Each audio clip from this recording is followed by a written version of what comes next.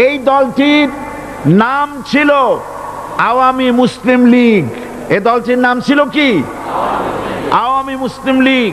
তখন তারা নারায়ে তাকবীর, আল্লাহু আকবার ধ্বনি দিত, স্লোগান দিত, কিন্তু ধর্মনিরপেক্ষ মতবাদ দলীয় আদর্শ হিসাবে গ্রহণ করার কারণে নারায়ে তাকবীর, আল্লাহু আকবার এই স্লোগান তারা বর্জন করেছে।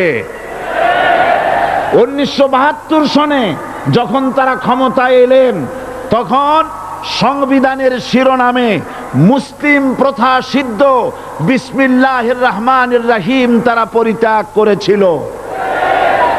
সমস্ত বিশ্ববিদ্যালয়ের মনোগ্রাম থেকে ইকরা বিসমি রব্বিকাল্লাযী খালাক রব্বি জিদনি ইলমা এটাকে তারা বাদ দিয়েছিল। সলিমুল্লাহ মুসলিম হল এই নাম থেকে মুসলিম শব্দ বাদ দিয়েছিল। নজরুল ইসলাম কলেজের নাম থেকে ইসলাম শব্দ বাদ দিয়ে শুধু নজরুল কলেজ করেছিল। এগুলি অসত্য না সত্য?